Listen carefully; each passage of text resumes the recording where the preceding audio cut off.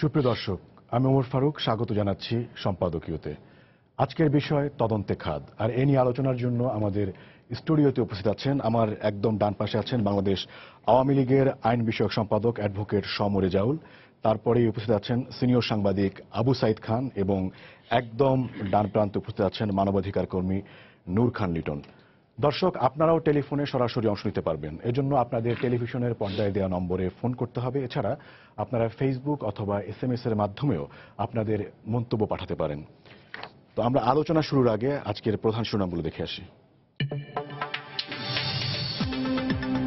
Video প্রমাণ থাকার পরও বিশ্বজিৎ হত্যা মামলায় সাজা কমাকে আইনের দুর্বলতা হিসেবে দেখছেন বিশেষজ্ঞরা, যুগোপযোগী করার তাগিদ।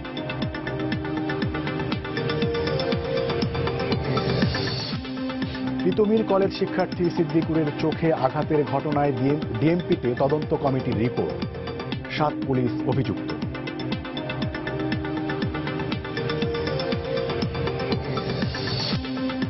গাজীপুরে দাঁড়িয়ে থাকা ট্রাকে নিয়ন্ত্রণহীন লেগুনার ধাক্কায় 3 কলেজ ছাত্রীসহ নিহত 5, আহত আরও 5 জন।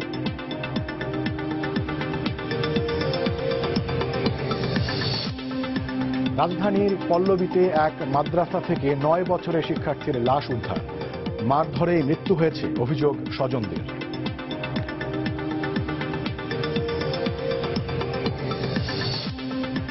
বাতিল ফ্লাইটের হজ যাত্রীদের 12টি বিশেষ ফ্লাইটে পাঠানো শুরু, 10 আগস্টের মধ্যে ভিসা আবেদন না করলে সংশ্লিষ্ট এজেন্সির বিরুদ্ধে ব্যবস্থা। এবং কোরবানির ঈদে ঘরমুখী যাত্রীদের জন্য মঙ্গলবার থেকে লঞ্চ কেবিনের অগ্রিম বুকিং শুরু, টিকিট বিক্রি 15 আগস্ট থেকে।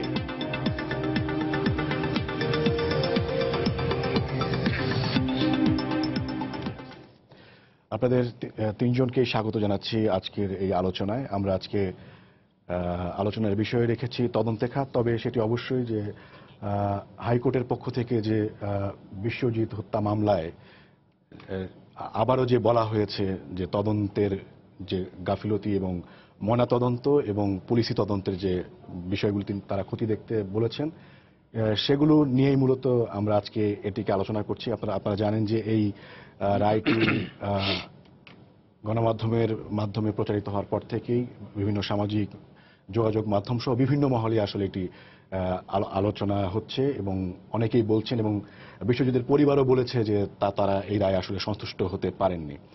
তো আমি প্রথমেই যেটি জানতে চাই সেটি হচ্ছে যে একদম সাধারণের প্রশ্ন, সেটি হচ্ছে যে ভিডিওতে অকাট্য প্রমাণ থাকার পরেও হচ্ছে আসামিদেরকে যে মানে সব আসামিকে শাস্তি দেয়া গেল না, সেই বিষয়ে আমি জানতে চাই যে আসলে এবারে কি প্রথম এই ভিডিও নিয়ে ভিডিওতে সাক্ষ্য আইনে ভিডিওকে অন্তর্ভুক্ত করার প্রয়োজনীয়তার কথা বলা হলো না, এর আগেও হয়েছে? যদি আগেও বলা হয়ে থাকে তাহলে এখনো পর্যন্ত কেন সেই উদ্যোগটি নেওয়া হয়নি? ধন্যবাদ আপনাকে। আমরা যে সময় কথা বলছি এটা আগস্ট মাস, অত্যন্ত শোকের মাস, কারণ 1975-এর 15 আগস্ট জাতির জনককে সপরিবার হত্যা করা হয়। 2004-এর 21 আগস্ট ঢাকার উপকণ্ঠে আজকের মাননীয় প্রধানমন্ত্রীকে হত্যার জন্য আক্রমণ করা হয়, সেখানে 24 জন তাজা প্রাণ চলে যান। আবার একই সময় বঙ্গমাতা ফজিলাতুন্নেসা মুজিবের জন্মদিন, তিনি নিষ্ঠুর হত্যাকাণ্ডের শিকার হয়েছিলেন। ঠিক সেই রকম একটি সময়ে আমরা বিশ্বজিৎ দাসের নৃশংস বর্বরচিত নির্মম হত্যাকাণ্ডের ঘটনা নিয়ে আলোচনা করছি। সব মিলে একটা কেমন যেন খুব কষ্টদায়ক, বেদনাদায়ক ঘটনা প্রবাহের বিষয় নিয়ে আমরা আলোচনা করছি। এই ক্ষেত্রে প্রথম কথাটা বলা দরকার যে কালচার অফ ইম্পিউনিটি, যে দায় মুক্তির যে সংস্কৃতি, সেই সংস্কৃতিটা সভ্যতাকে আঘাত করে, মানবতাকে আঘাত করে, রাষ্ট্র ব্যবস্থাকে আঘাত, আইনের শাসনকে আঘাত করে। আর ওই কালচার অফ ইম্পিউনিটি থেকে বেরিয়ে আসার জন্য দরকার আইনের শাসন।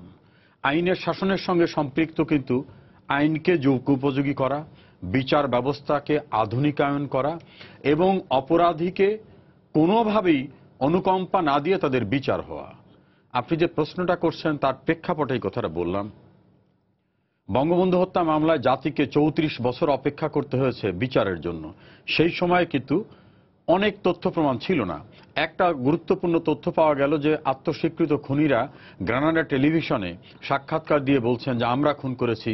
তারা বলছেন যে জিয়াউর রহমানের কাছ থেকে আমরা গ্রিন সিগন্যাল পেয়েছিলাম, তারপরে এই করেছি এই করেছি। তারা দাম্ভিকতার সঙ্গে ওই কথাটা বলেছিল, কারণ ইনডেমনিটি অর্ডিন্যান্স দিয়ে তাদের দায়মুক্ত করা হয়েছিল। যখন ইনডেমনিটি অর্ডিন্যান্স বাতিল হলো, এই বিচারের মুখোমুখি হলো সর্বোচ্চ আদালত, দ্যাট ইজ আমাদের অ্যাপিলেট ডিভিশন, ওখানে কিন্তু এই ভিডিও ফুটেজ অন্যান্য বিষয়গুলোকে সাক্ষ্য হিসাবে গ্রহণ করার জন্য রাষ্ট্রপক্ষের থেকে আবেদন ছিল। আজকের যিনি আইনমন্ত্রী তিনি তখন চিফ প্রসিকিউটর ছিলেন, মানে ডিফেন্সের চিফ প্রসিকিউটর ছিলেন তিনি সুপ্রিম কোর্টে বঙ্গবন্ধু হত্যা মামলায়। রায়ে আমরা দেখলাম যে ওইটাকে গ্রহণ করা হয়নি।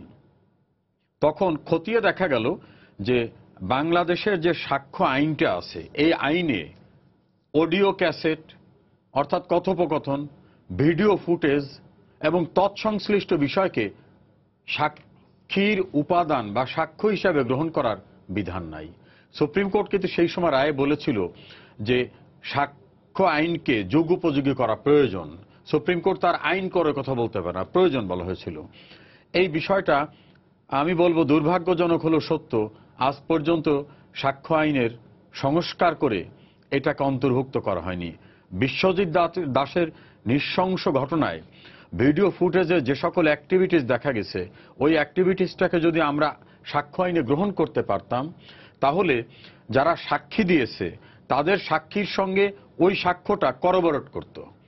একইভাবে এখানে কিন্তু আরেকটা দুঃখজনক ঘটনা রয়ে গেছে যে তদন্ত কর্মকর্তা যারা কয়েকটা পার্টে থাকে, যিনি পুলিশ তদন্ত করেছেন তিনি, যারা সুরাতহাল তৈরি করেছে অর্থাৎ প্রথমে ডেড বডিটা কি অবস্থা পাওয়া গেছিল তারা, আর যিনি ময়না তদন্ত করেছেন যে লাশকে ময়না তদন্ত করে কতগুলি আঘাত শরীরে পাওয়া যায় তারা। এক্ষেত্রে কিন্তু একের পর এক লেসেস রয়েছে। পোস্টমর্টেমকারী ডক্টররা এতগুলি আঘাতের চিহ্ন আমরা ভিডিওতে দেখছি, তারা মাত্র সামান্য আঘাতের চিহ্ন পেয়েছেন। তাহলে প্রশ্ন জাগছে যে অন্য আঘাতগুলো কি রাতারাতি সব একাকার হয়ে গেল কিনা, আঘাতের চিহ্ন মিশে গেল? আবার যিনি সুরাতহাল করেছেন তিনি তো প্রথমেই পুলিশ কর্মকর্তা, তিনি শরীরে মাত্র অল্প আঘাত পেয়েছেন, এত আঘাতের চিহ্ন পাননি। এই কথাটা এই কারণে বললাম যে আপনার যে প্রশ্নটা শুধু ভিডিও ফুটেজ বা অন্যান্য বিষয় না, এই মামলাটা পদে পদে রন্ধ্রে রন্ধ্রে এই মামলাটায় দেখা গেছে প্রচন্ড গাফিলতি কাজ করেছে। তারপরেও এই মামলাটার একটা বিচারিক পরিণতির মধ্য থেকে একটা বিচার হয়েছে। এই গাফিলতির পেছনে নেপথ্যে কিছু আছে কিনা সেই সঙ্গে আমি আপনার কাছে আসবো। আমি এখন সাংবাদিক আবু সাইদ খান আপনার কাছে আসতে চাই। এই মামলার রায়ে উচ্চ আদালত গণমাধ্যমকে ধন্যবাদ জানিয়েছেন। এখন আমার প্রশ্ন হচ্ছে যে সেই সময়ে গণমাধ্যম যেভাবে হোক সেই সময়টাতে উপস্থিত ছিল এবং সেই ভিডিওটা তারা পেয়েছেন, এবং সেই সময়ে আবার সামাজিক যোগাযোগ মাধ্যমে এই সমালোচনা হয়েছিল যে গণমাধ্যমের কর্মীরা এগিয়ে না গিয়ে তারা সেখানে শুধু ছবি তোলাতে ব্যস্ত ছিলেন। সেই প্রসঙ্গ বাদেও যদি আমি বলি, অ্যাডভোকেট সমর রেজাউল যেটি বলছিলেন যে বিভিন্ন ক্ষেত্রে যে গরমিলগুলো, তা আমরা সাংবাদিকরা কি সেখানে কি দায়িত্বটা পালন করতে পেরেছি? যে বিভিন্ন জায়গায় যে গরমিলগুলো হচ্ছে সেটি তো একদিনে হচ্ছে না, বিভিন্ন পর্যায়ে হচ্ছে। সেই জায়গাগুলোতে কি আমরা সেই ধরনের রিপোর্টিং করতে পারতাম কিনা, বা সেই বিষয়গুলোকে তখনই তুলে আনতে পারতাম কিনা? সাংবাদিকরা আমরা কতটুকু দায়িত্ব পালন করতে পেরেছি সেটা হচ্ছে পরের প্রশ্ন। আগের প্রশ্ন হচ্ছে যে লোকগুলোর সঙ্গে সংশ্লিষ্ট ছিলেন, বিচার পরিচালনার কাজে যারা যুক্ত ছিলেন তারা দায়িত্ব কতটুকু পালন করেছে, এটা হচ্ছে সবচেয়ে গুরুত্বপূর্ণ। তদন্ত কর্মকর্তা মানে যে রিপোর্ট দিয়েছেন সেই রিপোর্টে ত্রুটি কেন, এবং সেই রিপোর্টটা বাস্তবের সঙ্গে ভিডিও চিত্রের সঙ্গে মিলছে না। এবং এখানে ডাক্তার, সংশ্লিষ্ট ডাক্তার, তিনি যে রিপোর্ট দিয়েছেন, যে ময়নাতদন্ত রিপোর্ট দিয়েছেন, সেই রিপোর্টে একটা দাগ আছে, মানে একটা আঘাত আছে, কিন্তু আমরা দেখতে পাচ্ছি আঘাতের পর আঘাতে, যেটা রেজাউল ভাই বলেছেন, জর্জরিত করা হচ্ছে, কিন্তু উনি এটা পেলেন না কেন? এখানে তদন্ত কর্মকর্তা এটা দেখলেন না কেন? আর একটা বিষয় হচ্ছে যে এই মামলার জন্য তো পাবলিক মানি, জনগণের অর্থে একজন আইন কর্মকর্তা আছে, পিপি আছেন, এবং তার দায়িত্ব হচ্ছে সুষ্ঠুভাবে আইনটা, মামলাটাকে পরিচালনা করা। তিনি কি করেছেন? তিনি কি তার কাছে এই রিপোর্ট আসার পরে তিনি মামলাটাকে গ্রহণ করেছেন কেন? তিনি তো মামলাটা প্লেস তিনি করেছেন, তাই তো করতে হয়। তো করছেন, কিন্তু কগনিজেন্স নেওয়ার দায়িত্ব কিন্তু বিচারিক আদালতের। না, সেইটা আছে, কিন্তু প্রশ্ন হচ্ছে সেই ক্ষেত্রে আমি তিনটে জায়গা বলি, একটু অ্যাড করি। সেটা হচ্ছে যে মানে মামলার সমস্ত কাগজপত্র আসার পরে পিপি কি মানে তার কি নজরে আসতে পারে না যে এখানে বিভিন্ন গরমিল রয়েছে? দুইটা পার্ট আছে। পিপি সাহেবের কাছে যে সকল কাগজপত্র আসে তারও দায়িত্ব ছিল এই জিনিসটাকে পর্যালোচনা করে পর্যবেক্ষণ করে যে এই জাতীয় গরমিল থাকলে তিনি আদালতের কাছে আবেদন করতে পারতেন যে মামলাটাকে আরো তদন্ত অর্থাৎ ফার্দার ইনভেস্টিগেশনে পাঠাতে পারতেন। তার মানে হচ্ছে যে আমরা যে এখন শুধু বলছি তাহলে- চিকিৎসক এবং তাহলে কি আমরা পুলিশের কথা, তার মানে হচ্ছে যে আইনজীবীদেরও সেখানে দায় তাহলে আছে। আমি বলতে পারি যে এই পিপি এই ইসে মানে সংশ্লিষ্ট এই সার্জন এবং এই পুলিশ কর্মকর্তা এরা তো আসলে মাসতুতো ভাই। এবং কেন এটা হয়েছে? এটা কি তাদের অযোগ্যতা, শৈথিল্য, না এর পিছনে অন্য কোনো রহস্য রয়ে গেছে? নিশ্চয়ই তাদের অযোগ্যতা না। এটা আমাদের বুঝতে বোধহয় অসুবিধা হয় না। এই জায়গাটা হচ্ছে আমাদের কাছে গুরুত্বপূর্ণ। এটাকে যদি আমরা আইনটাকেও যুগোপযোগী করার দরকার আছে, কিন্তু সঙ্গে এর সাথে সংশ্লিষ্ট ব্যক্তিরা তাদের যদি সেই ব্যক্তিদের প্রতি যদি এই ধরনের ব্যাপারটা থেকে যায় এবং এই রহস্য উন্মোচন মানে তাদেরকে পিউরিফাই না হলে সেখানে আদালত এবং বিচার এখানে সঠিক বিচার আশা করা যায় না। আর একটা জিনিস আমার কাছে একটু ভাববার বিষয় যে আজকে হাইকোর্ট যে মানে পর্যবেক্ষণ দিলেন, সেই পর্যবেক্ষণ তো নিম্ন আদালত যেখানে বিচারটা হয়েছে সেখানেও তো তাদের চোখে পড়লো না কেন? পড়ার কথা।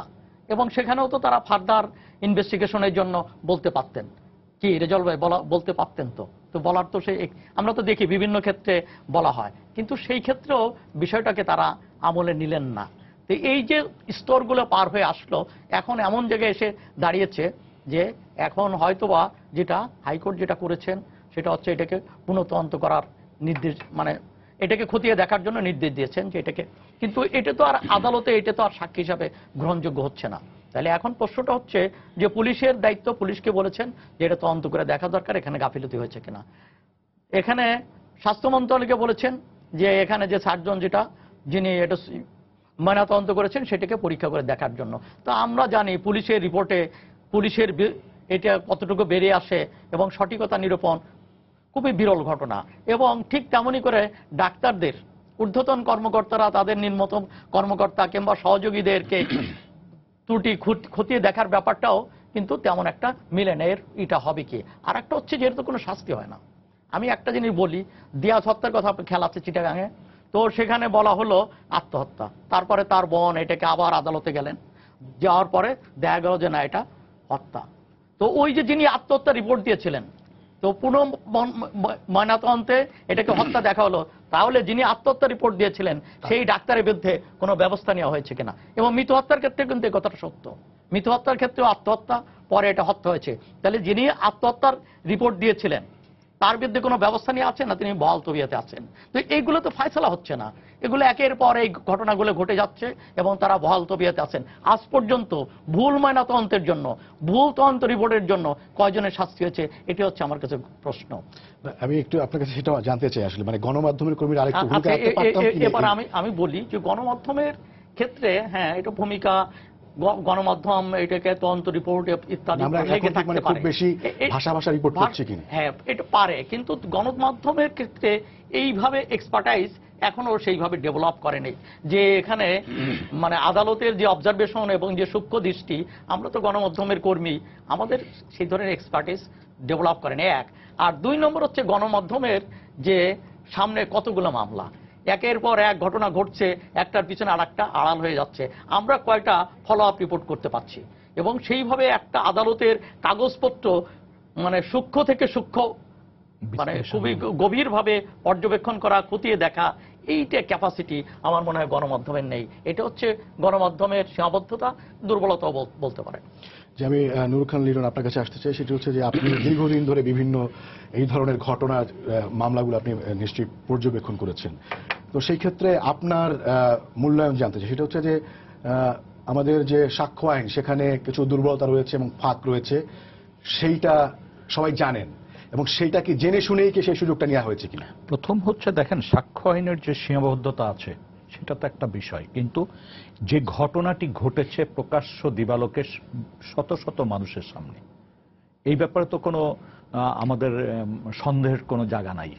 পুলিশের দায়িত্ব হচ্ছে যে ঘটনাটা কি ঘটেছে, কেন ঘটছে, বিষয়টাকে তদন্ত করে দেখা এবং সেই অনুপাতে সাক্ষ্য প্রমাণ হাজির করা, সাক্ষ্য প্রমাণের ভিত্তিতে চার্জশিট এবং সেই চার্জশিটের ক্ষেত্রে এখানে যেহেতু একটা হত্যাকাণ্ড সংঘটিত হয়েছে, এখানে ডাক্তারি রিপোর্ট, বিশেষ করে সুরতহাল রিপোর্টের সাথে পোস্টমর্টেম রিপোর্টের একটা মিল থাকতে হবে, এবং সেইটার সাথে মিলিয়ে আপনার চার্জশিটের একটা ব্যাপার। এখন চার্জশিটে একরকম লেখা হলো, সুরতহাল রিপোর্টে একরকম বলা হলো, আবার পোস্টমর্টেম রিপোর্টে আর এক রকম, যেটা আমার পূর্ববর্তী বক্তারা বলেছেন যে এই যে গরমিল, এই গরমিলগুলোই হচ্ছে আইনের ফাঁক ফোকর দিয়ে বেরিয়ে যাওয়ার একটা প্রক্রিয়া তৈরি করা। এখন প্রশ্ন হচ্ছে এটা কেন হয়? আমরা বিগত দিনে বিভিন্ন সময় দেখেছি এটা কয়েকটা কারণে হয়। সুষ্ঠু তদন্তের ক্ষেত্রে বাধাগুলো কি আছে? একটা হচ্ছে যে দেখেন, দীর্ঘদিন বিচারহীনতার যে সংস্কৃতি, বিচারহীনতার সংস্কৃতি কিন্তু নানাবিধ কারণে হয়ে থাকে। রাষ্ট্রের তরফ থেকে হয়, অর্থের কারণে হয়, মানে ক্ষমতার দাপটের কাছে নতি স্বীকার করার কারণে হয়, এই জিনিসগুলি। এই হত্যাকাণ্ডটির ক্ষেত্রে দেখেন, এখানে কিন্তু একটি রাজনৈতিক কর্মসূচি চলাকালীন সময় বিভৎসভাবে প্রকাশ্য দিবালোকে এই হত্যাকাণ্ডটা সংগঠিত হয়েছে, এবং মিডিয়ার কল্যাণে দেশবাসী পুরা বিষয়টা দেখেছে। পুরা বিষয়টা মিডিয়ার কল্যাণে দেখার পরিপ্রেক্ষিতে এক ধরনের মানুষের ভিতরে এক ধরনের ক্ষোভ জন্ম নেয়, এবং সেই ক্ষোভকে অ্যাড্রেস করা তখন জরুরি হয়ে পড়ে। আমার যতদূর মনে পড়ে যে মিডিয়া কিন্তু এই যে আজকের যে ত্রুটি বিচ্যুতি, এগুলি কিন্তু ছোট আকারে হলেও কিন্তু মিডিয়াতে বিভিন্ন সময় এসছে। বিশেষ করে শ্রোতাহালের ব্যাপারে কিন্তু তখনই কথা উঠেছিল, আমরা যদি ভুল না করে থাকি। তারপর তখনই কিন্তু পুলিশের ভূমিকা নিয়েও লেখালেখি হয়েছিল, বিশেষ করে ওই পরবর্তীতে পুলিশ যে ভূমিকাগুলি বাসের ভিতরে প্যাসেঞ্জারের পিটাই ফেললো, ওই ধারাবাহিকভাবে ঘটনাগুলি ঘটেছিল। তো এখানে একটা দুর্বলতা আমাদের সবার আছে, সেটা হচ্ছে যে ইনডেপথ ইনভেস্টিগেশন যেটা বেসরকারিভাবে হয়, সেটা সাংবাদিকরা করেন আর মানবাধিকার কর্মীরা করেন, এই ক্ষেত্রে সেই জায়গায় যথেষ্ট ত্রুটি বা দুর্বলতা আমাদের রয়েছে, এটা আমাদের স্বীকার করে নিতে হবে। এবং এই দুর্বলতা ত্রুটি শুধুমাত্র একটি ঘটনার ক্ষেত্রে না, এই সীমাবদ্ধতা নানাবিধ কারণে। কিন্তু তার চেয়ে বড় যে বিষয়টা রয়েছে এই ক্ষেত্রে, সেটি হচ্ছে এইটির যথাযথ গুরুত্ব দিয়ে যাদের করার কথা ছিল। একটা হচ্ছে পুলিশ প্রশাসন, যারা তদন্তকারী সংস্থা। দ্বিতীয় হচ্ছে চিকিৎসক, যারা এই বিষয়টার উপরে পুরা ঘটনার কিভাবে, মানে যে আলামতগুলি দৃশ্যমান এবং যেগুলি অদৃশ্যমান ছিল সেগুলি সম্পর্কে যে রিপোর্টটা, সেই রিপোর্টটা যথাযথভাবে দেওয়া। এবং সাক্ষ্য আইনে তো ব্যাপারটা হচ্ছে ভিডিওটা গ্রহণ করতে পারেনি ধরে নিলাম আমরা, কিন্তু ভিডিওর এই যে আমরা যেটা টেলিভিশনে বা বিভিন্নভাবে দেখেছি, এইটা তো চোখে দেখা লোক ছিল, এবং তাদেরকে সঠিকভাবে উপস্থাপন করা আদালতের সামনে, এবং তাদের একের সাক্ষ্যর সাথে আরেকের সাক্ষ্যকে মিলিয়ে দেখা, এই বিষয়গুলি তো দরকার ছিল হচ্ছে তদন্তকারী সংস্থার উপস্থাপন করা। এবং এইটার সাথে পরিস্থিতির বর্ণনা দেওয়া, আকপর পরিস্থিতির বর্ণনা দেওয়া, এবং সেটি আইনের যদি কোথাও দুর্বলতা ত্রুটি বিচ্যুতি থেকে থাকে, তাহলে সেটা কিন্তু আপনার সরকারি যিনি আইনজীবী ছিলেন তার দৃষ্টিতেও কিন্তু এটা আসার কথা। এখানে যে বিষয়টা হয়েছে তার দৃষ্টিতে আসে নাই, চিকিৎসকের দৃষ্টিতে আসে নাই, মানে অবহেলা বলেন, দৃষ্টিতে আসে নাই, ইচ্ছা বা অনিচ্ছা বা চাপে হোক, যেভাবেই হোক। এখন সাধারণ মানুষ যেটা দেখলো আজকে, সেটা হচ্ছে যে কারণে আজকে আমরা আলোচনায় বসছি, সেটা হচ্ছে নিম্ন আদালতে একটা রায় হয়েছে, উচ্চ আদালতে যে সেই রায়ের একটা বড় অংশ কমেছে। কেউ খালাসও পেয়েছেন, দুজন সম্ভবত খালাস পেয়েছেন। এরকম একটা পরিস্থিতির কারণে মানুষের ভিতরে নানা প্রশ্ন আসছে। আসলে আদালত কিন্তু এখানে, বিশেষ করে উচ্চ আদালতের সামনে কিন্তু কোনো সাক্ষী উপস্থাপন করা হয় না, এখানে কাগজ কলমে বিচার বিশ্লেষণ হয়, তাই তো ভাই? এখানে তো আর অন্য কোনো বিষয় নাই। উচ্চ আদালত কিন্তু সতর্কতার সাথে দুটি বিষয় পর্যবেক্ষণে এনেছেন, একটি হচ্ছে তদন্ত কর্মকর্তা সম্পর্কে, আরেকটি হচ্ছে চিকিৎসক সম্পর্কে। এবং যে জায়গার থেকে পুরো বিস্তারিত আমি পড়িনি, তবে আমি বিশ্বাস করি যেভাবে ভাই কথাটা উঠালেন, সম্ভবত পর্যবেক্ষণে ওই বিষয়টি রয়েছে, এবং সেটি যদি থেকে থাকে এখনো এটি নিয়ে, এটার পার্ট না, কিন্তু এটার শাস্তিমূলক যদি ব্যবস্থা হয়, তাহলে ওই যে বিচারহীনতার যে কথাটা আসছে, যে আজকে দায় মুক্তির যে ব্যাপারটা আসছে, সেইটা কিন্তু কিছু হলেও কমবে।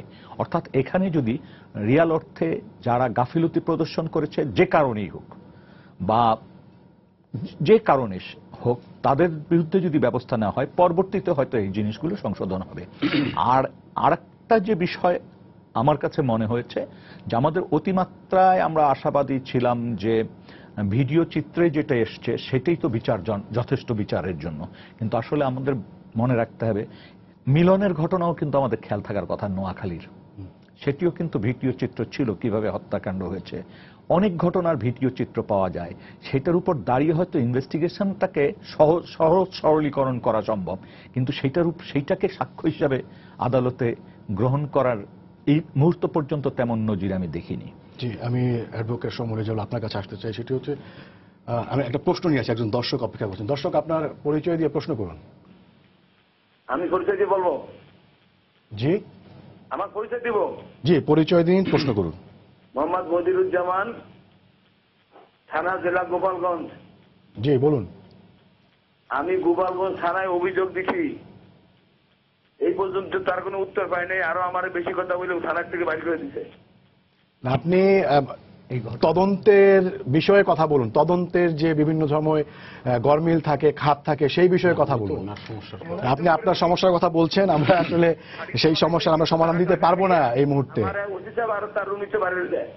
জি জি, আপনাকে ধন্যবাদ। জি, আমি অ্যাডভোকেট সমর রেজাউল আপনার কাছে যেটি আসতে চাই সেটা হচ্ছে যে আপনিও বলেছেন যে বিভিন্ন ক্ষেত্রে সেখানে গাফিলতি দেখা যাচ্ছে এবং বিভিন্ন মহলে মানে এই ধরনের কথাবার্তাও আসছে যে মানে ছাত্রলীগের হওয়ার কারণে কি এটা হলো কিনা, সেই প্রসঙ্গে আপনি কি বলবেন? বা বিভিন্ন সময়ে যে এই যে গাফিলতি হয় সেটা হচ্ছে যে বলা হয় যে তদন্ত সংস্থাগুলো দুর্বলতা রয়েছে, পুলিশের হাতে অনেক মামলা থাকে, তাদের অনেক ব্যস্ততা থাকে, এর পাশাপাশি বিভিন্ন সময়ে বিভিন্ন ধরনের চাপ এবং প্রেশার এবং বিভিন্ন ধরনের আর অন্যান্য বিষয়ের কথা বলা হয়। যে এই ক্ষেত্রে যেগুলি বলা হচ্ছে যে অনেকের মনে সন্দেহ যে ছাত্রলীগের হওয়ার কারণে কি এটা হলো কিনা, সেই বিষয়ে কোনো চাপের বিষয় হলো কিনা, সেই বিষয়ে আপনি কি বলবেন? দেখুন, প্রথম কথাটা হলো যে প্রশ্নকর্তা আপনাকে প্রশ্ন করেছেন তার প্রসঙ্গে আমি পুলিশ প্রশাসনের সর্বোচ্চ কর্তৃপক্ষ, ঢাকার রেঞ্জ ডিআইজি এবং গোপালগঞ্জের এসপির দৃষ্টি আকর্ষণ করব যে নাগরিক টেলিভিশনে ফোন করে তার অসহায়তার কথা বলছেন যে থানায় গেলে তাকে বের করে দেওয়া হয়, এই বিষয়টা দয়া করে খতিয়ে দেখে নাগরিককে প্রতিকার দিতে হবে। পুলিশ কিন্তু রাষ্ট্রের নাগরিকের দেওয়া ট্যাক্সের টাকায় পুলিশের বেতন দেয়, তারা সেখানে অনেক ভরসা নিয়ে যান। পুলিশকে আমরা মনে করি শেষ আশ্রয়স্থল, অন্তত বিপদ আপদে। একজন নাগরিক কতটা উদ্বেগ নিয়ে টেলিভিশনে ফোন করতে হয়েছে, আমি আশা করি পুলিশ কর্তৃপক্ষ বিষয়টি খতিয়ে দেখবেন। দ্বিতীয় হচ্ছে যে ছাত্রলীগ হওয়ার কারণেই একটা পারসেপশন বাইরে হতে পারে যে ছাত্রলীগ হওয়ার কারণেই এই ত্রুটিগুলো হয়েছে।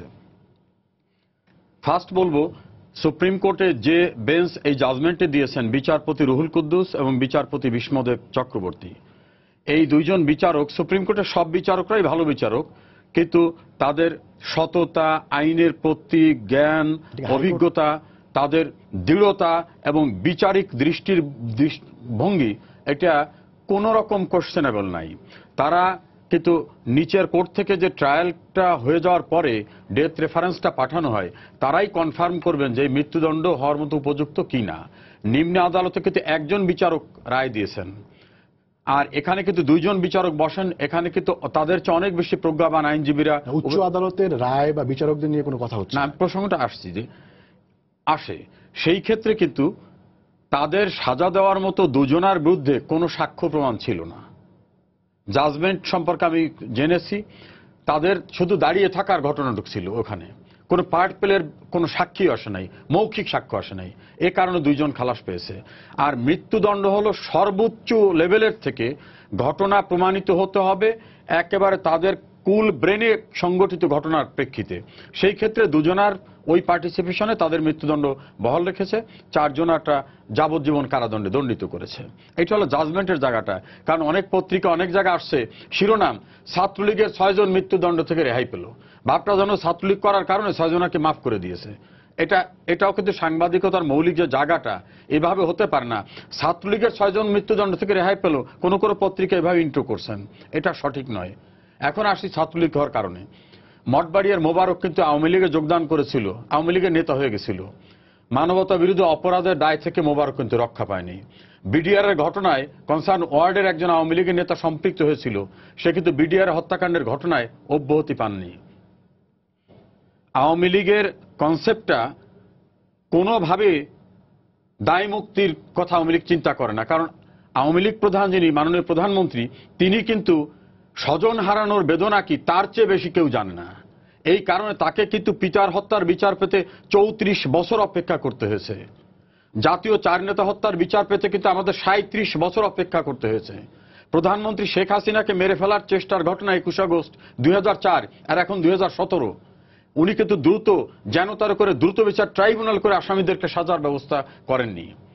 আপনি দেখুন বড় বড় হত্যাকাণ্ড রাজনৈতিক বাংলাদেশে দেখুন, টঙ্গীর আহসানুল্লাহ মাস্টার বলেন, নাটোরের মমতাজ বলেন, শাহ এস এম কিবরিয়া বলেন, খুলনার মঞ্জুরুল ইমাম বলেন, সমস্ত হত্যাকাণ্ডের বিচারের দিকে তিনি নিয়েছেন। 21 আগস্টের গ্রেনেড হামলাকে কিন্তু ভিন্ন খাতে প্রবাহিত করার চেষ্টা করা হয়েছিল। এই উদাহরণটা দিলাম এই কারণে, বিচার থেকে বঞ্চিত হওয়ার কষ্ট কি সেটা মাননীয় প্রধানমন্ত্রী শেখ হাসিনা বা আওয়ামী লীগের নেতারা ভালো করে জানেন।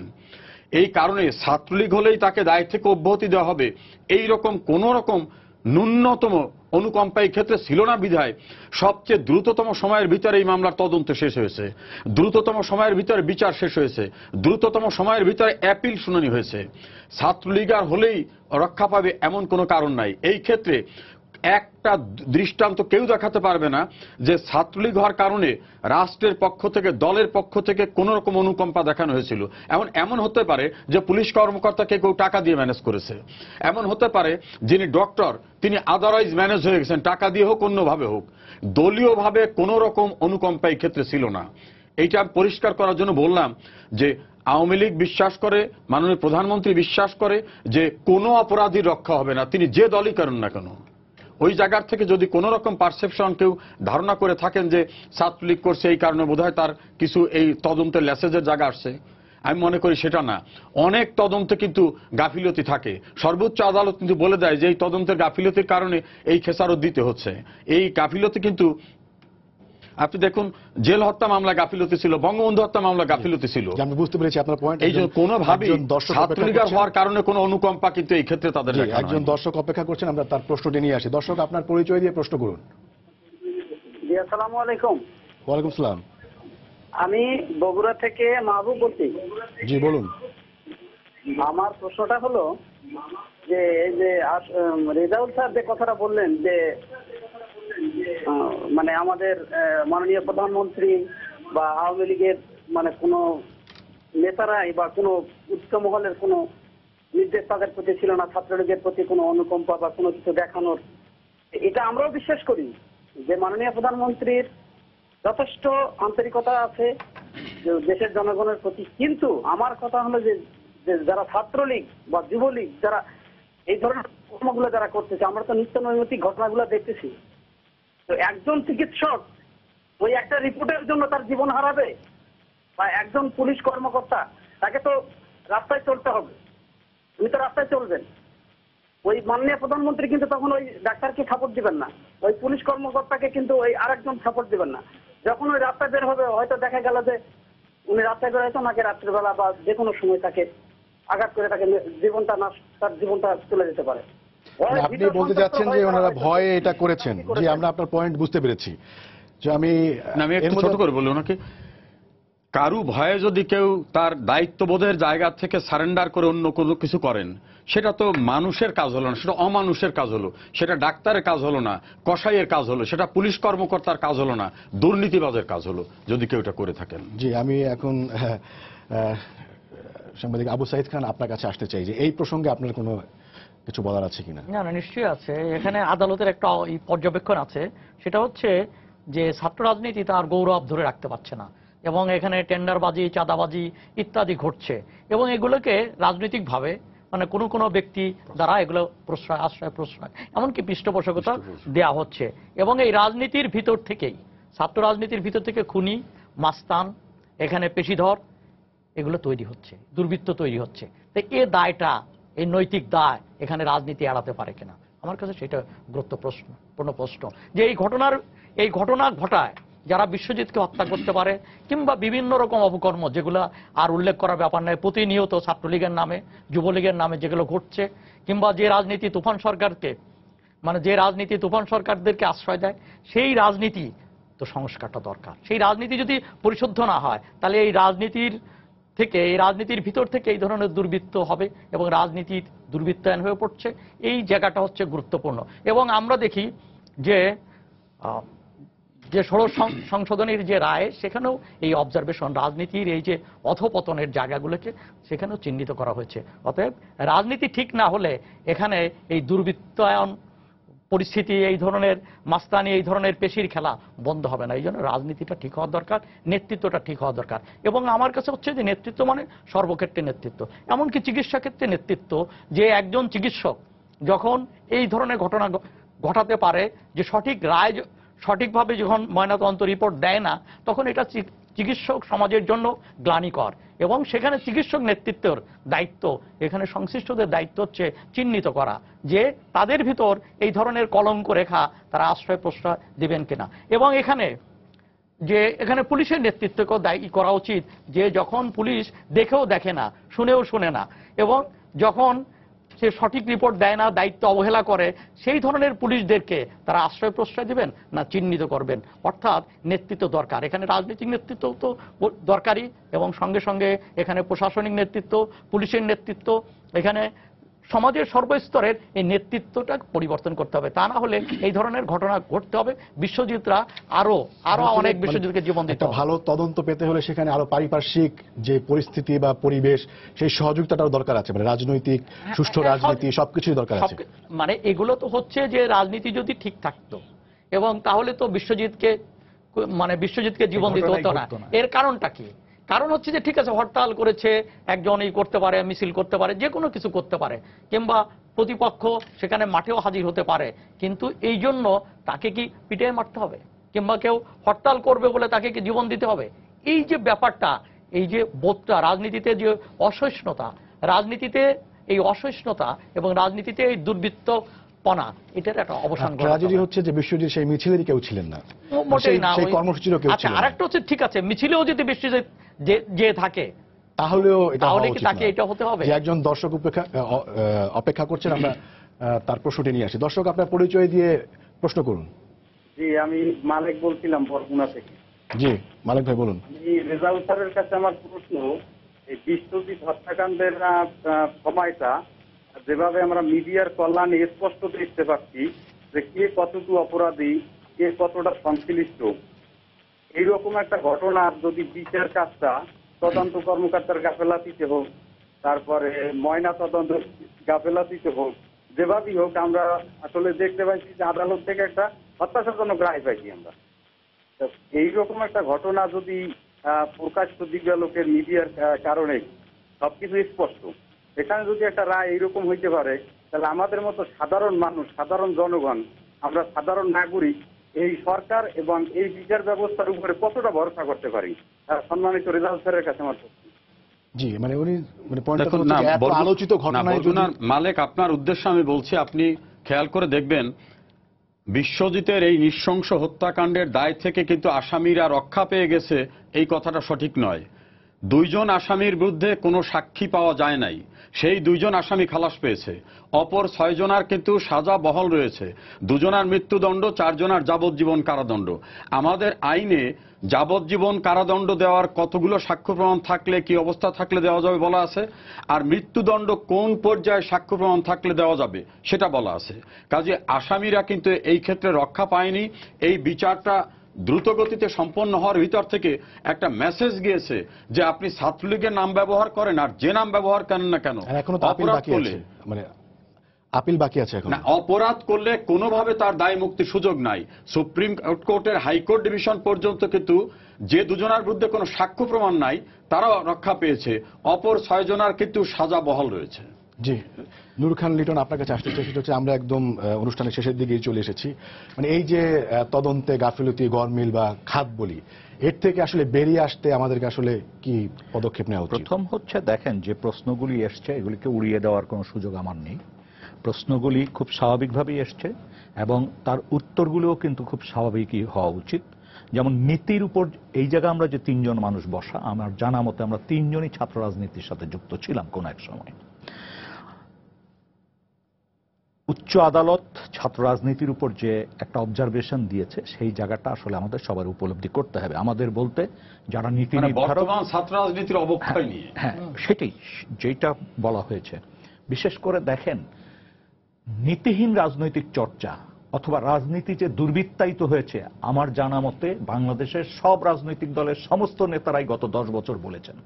কেউ বলতে পারবেন না যে এই কথাটি বলেন নাই। এখন প্রশ্ন হচ্ছে যে এই দুর্বৃত্তরা কেন জায়গা পাচ্ছে, আর এই দুর্বৃত্তদের আশ্রয় প্রশ্রয় কারা দিচ্ছে? নিশ্চয়ই রাজনীতির মহল থেকেই দেওয়া হচ্ছে। কেউ নেতা হওয়ার জন্য এদেরকে পুষছে, কেউ চাঁদাবাজি করার জন্য পুষছে, কেউ এলাকা দখল রাখার জন্য পুষছে, এই তো ব্যাপারটা। আর ঘটনা যেটা ঘটেছে সেটা তো আসলেই নিন্দনীয়, যে একটা রাজনৈতিক কর্মসূচিকে প্রতিহত করতে যে আরেকটি রাজনৈতিক দলের ছাত্র সংগঠনের দ্বারা, কিছু ব্যক্তির দ্বারা এটা সংগঠিত হয়েছে। বিচার যেটাই হোক, বিচার কিন্তু চলমান প্রক্রিয়ায় হচ্ছে। এখন মানুষের ভিতর যেই জায়গাটায় একটা পারসেপশন দাঁড়িয়েছে সেটাও কিন্তু আমাদের স্পষ্ট করতে হবে। যে কথাটা রেজাউল ভাই বলেছেন খুবই ঠিক আছে, কিন্তু পাশাপাশি এটাও তো সত্য যে যে ত্রুটিগুলির কথা উচ্চ আদালত বলেছে সেই ত্রুটিগুলি কেন হলো। সেই ত্রুটিটি এমনও হতে পারে যে ভয়ের যে সংস্কৃতি আছে, যে কথাটি একটু আগে বগুড়ার থেকে যিনি বললেন সেটাকেও আমরা উড়াই দিতে পারিনি। এখন বিষয়টা হচ্ছে এই বিষয়গুলি কে অ্যাড্রেস করবে?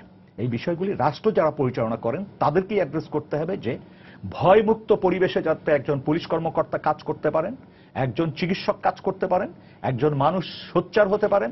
কারণ মাননীয় প্রধানমন্ত্রী সিলেটের ঘটনার পর একটা কথা বলেছেন, এটা আমি প্রায় বলি, সেটা হচ্ছে যে মানুষ দাঁড়িয়ে দাঁড়িয়ে ছবি তোলে কিন্তু প্রতিরোধ করে না। আসলে ভয়ের সংস্কৃতি বহমান থাকা অবস্থায় ওই ক্যামেরাম্যানের পক্ষে সম্ভব হবে না ছবি না তুলে যে প্রতিরোধ করা। এটার জন্য একটা পরিবেশ দরকার, এটার জন্য নীতিহীন রাজনৈতিক চর্চা থেকে বেরিয়ে আসতে হবে, এটার জন্য আদর্শ ভিত্তিক রাজনৈতিক চর্চা করতে হবে, জনগণকে মুখ খোলার সুযোগ দিতে হবে, জনগণকে তার দৈনন্দিন যে অভাব অভিযোগ এটা বলার মতো পরিবেশ রাখতে হবে। এটি যখন থাকে না তখনই এই ধরনের পরিস্থিতি তৈরি হয়, এবং তখনই সাধারণ মানুষের ভিতরে বা বিভিন্ন পারসেপশন তৈরি হয় যে এটা সরকারি দলের লোক, এটা কোনো না কোনোভাবে ছাড় পেয়ে গেছে।